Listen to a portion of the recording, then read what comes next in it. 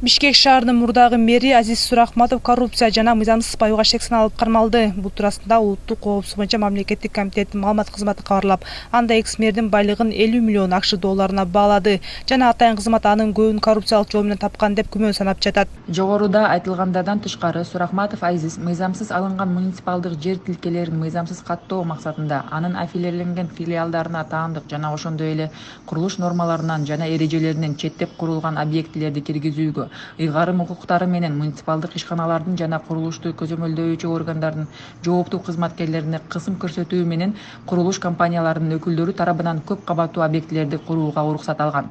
Бул коррупциялык схеманын натыйжасында Суракматов активдери жана анын жакын туугандарынын кирешелери кескин көбөйүп, болжол менен 50 миллион акш долларына бааланган. Азиз Суракматов буга чейин Тазабек агенттиги чыгарган журналда Кыргызстандагы эң бай 200 үй бүлөнүн тизмесине киргени маалым. Тактап айтканда, экс-мэр Кыргызстандагы эң ири курулуш компанияларына ээлик кылары да белгилүү. Ал тургай Суракматовдун компаниялары Бишкектин чок ортосунда эң кымбат жерлерге көп кабаттуу үйлөрдү, коммерциялык жайларды куруп келгени менен таанымал.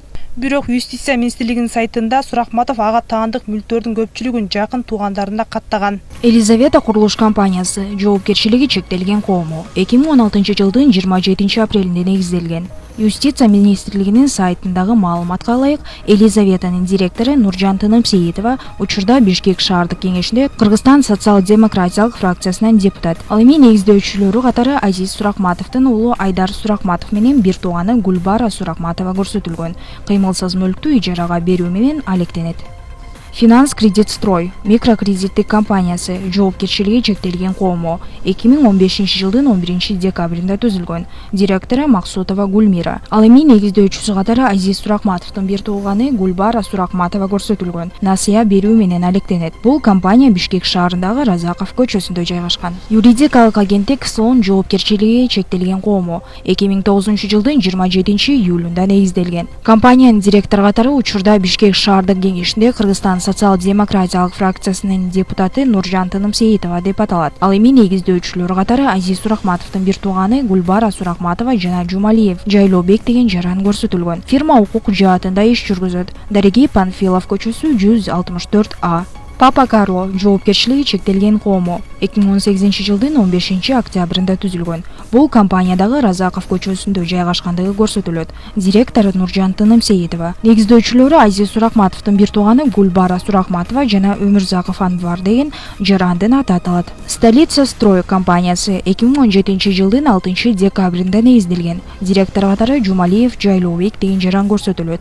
Ал эми негиздөөчүлөрү Азиз Суракматовдун уулу Айдар Суракматов менен бир тууганы Гүлбара Суракматова имараттарды куруу менен алектенет. Ливерпуль компаниясы 2021 жылдын 2 февралында кайра каттоодон өткөн. Директору Кубанычбек кызы Айзада. Негиздөөчүлөрү Суракматовдун уулу Айдар Суракматов жана Жумалиева Аида, Арапбаева Нурсауле деген жарандар көрсөтүлөт. Буга чейин факт-чек иликтөөсүндө Нурсауле Арапбаева жогорку кеңештин депутаты Азамат Арапбаевдин жубайы экени белгиленген. Акнан жоопкерчилиги чектелген коому Юстиция министрлигинин сайтынын маалыматына ылайык, директору Бакаев Аймен деген жаран. Ал эми негиздөөчүлөрү катары Гүлбара Суракматова менен Мамбеталиева Анаркуль деп жазылат. Фирма Асанбай Кичи районунда жайгашкан. Polaris Group жоопкерчилиги чектелген коому 2017 жылдын 21 февралында кайра каттоодон өткөн. Финансылык ортомчулук кызматтарын көрсөтөт. Директору кайрадан эле Нуржан Тынымсейитова. Негиздөөчүлөрүнүн катарын Ким Александр деп жазылат. Юрист Риэлт строй жоопкерчилиги чектелген коому 2009 жылы кайра каттоодон өткөн. Директору Нуржан Тынымсейитова, негиздөөчүлөрү Суракматова Гүлбара, Арыкова Гулипа жана Мамбеталиева Анаркуль. Ишмердиги турак жайларды куруу.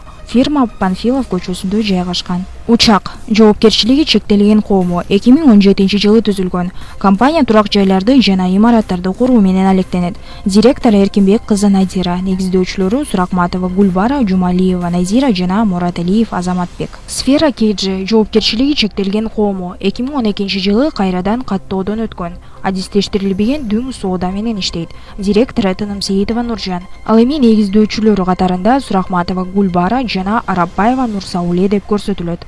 Мындан башка УКМКнын маалыматына ылайык, Суракматов ысык көлдөгү улетка эс алуу борборунун жана бир нече коттедждердин кожоюну болуп саналат. Кыргыз деңизи санаториясынын аймагында Буз Тери айылындагы коттедждер жана Акмарал эс алуу борборунун аймагында Сары Ой айылындагы коттедждер Суракматовдун жакын туугандарынын атына катталган.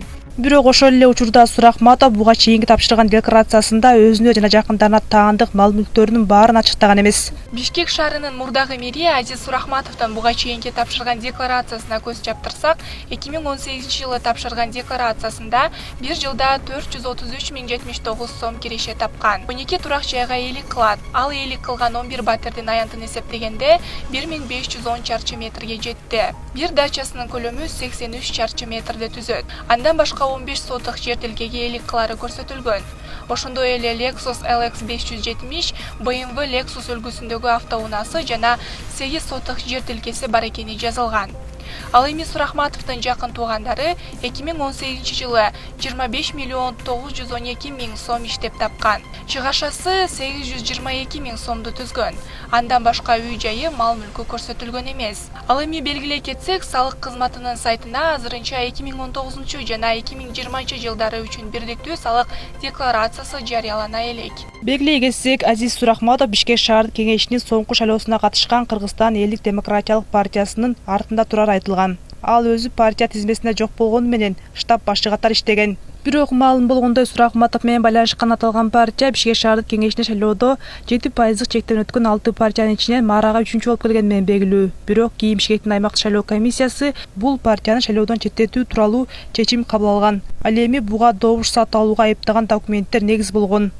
Бирок ошол эле маалда Кыргызстан элдик демократиялык партиясынын соңку жарышта баштап чыккан Илим Гарыпбеков видео билдирүү таратып, Суракматовдун камалышын келерки шайлоодо аларга карата буттоосу катары баалоодо. НДПК партиясынын штаб башчысынын камакта отурушу албетте НДПК партиясынын мындан кийинки кадамдарына таасир бербей койбойт, чоң таасир этет. Ошондуктан мен бир эле сураныч менен кайрылып жатам. Суракматов Азиз Эмилбекович буга чейин деле качкан эмес, мындан кийин деле качпайт. Ал киши өзүнүн актыгын, адилеттүүлүгүн ошо мыйзам чегинде далилдей алат деген биз ишеничтебиз.